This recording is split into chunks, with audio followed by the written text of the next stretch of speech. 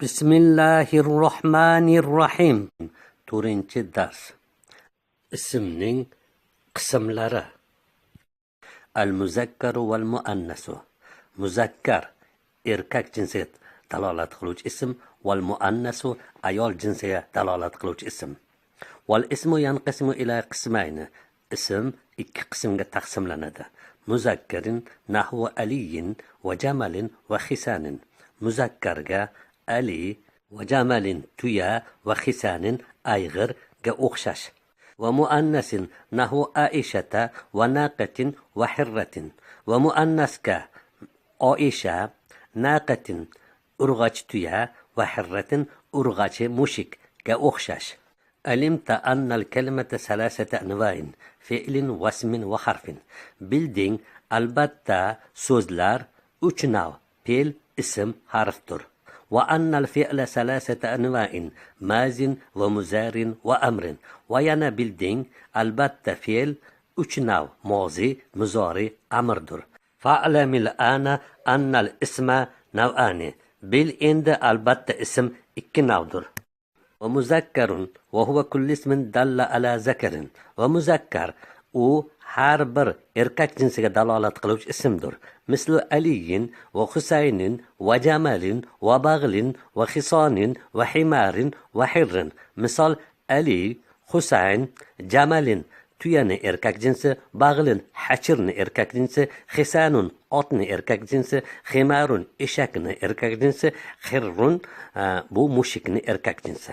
Va muannasun va huwa kullu ismin dalla ala unsa. Va muannaska har bir ayol jinsiga dalolat qiluvchi ismdir. Mislu Aishata va Fatimata va Azizata va Naqatin va Bag'latin va Himaratin va Hirratun. Misol Oisha, Fatima, Aziza va Naqatin tuyani urg'achisi va Bag'latin hachirni urg'achisi va Himaratin eshakni urg'achisi va Hirratin mushikni urg'achisi. Bu darsda bizni ona tilimizda bo'lmagan, ya'ni ayollarga nisbatan alohida lafz, erkaklarga nisbatan alohida lafz ishlatishligini bayon qilinyapti. Bundan keyin muannas, ayollarga nisbatan muzakkar, erkaklarga nisbatan deb ishlatamizda buni tarjima qilishga hojat qolmaydi va buni juda chiroyli bilib olishimiz kerakki, bu keyin olmoshlarni qaytarishlikda, fe'llarni ajratishlikda, ma'no berishda muhim rol o'ynaydi. المفرد والمثنى والجمع. وينقسم الاسم أيضا إلى 3 أقسام. واسم يانا 3 قسمga taqsimlanadi.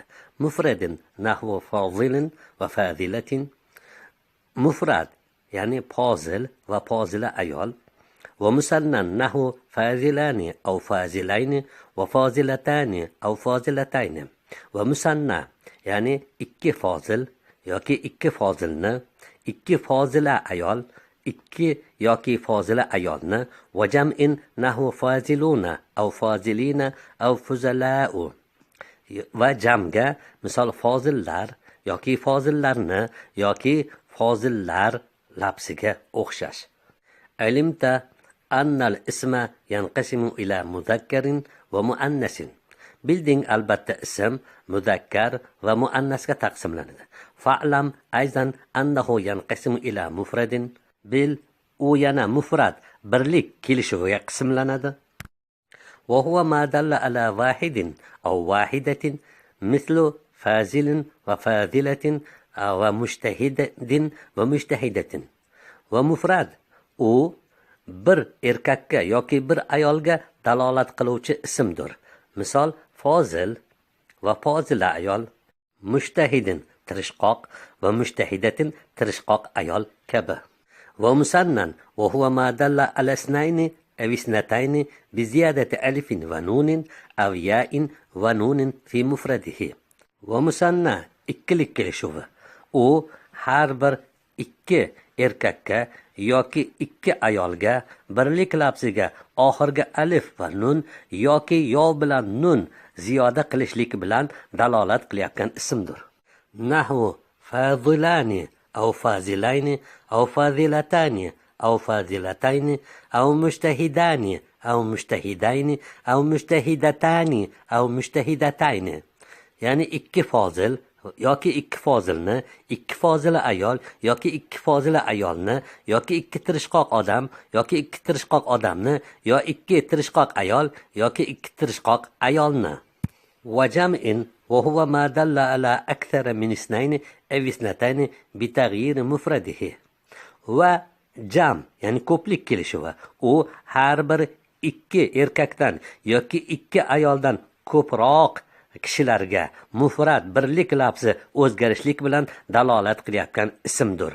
Nahu faziluna aw fazilayni aw fudalaa aw fuzlayatin.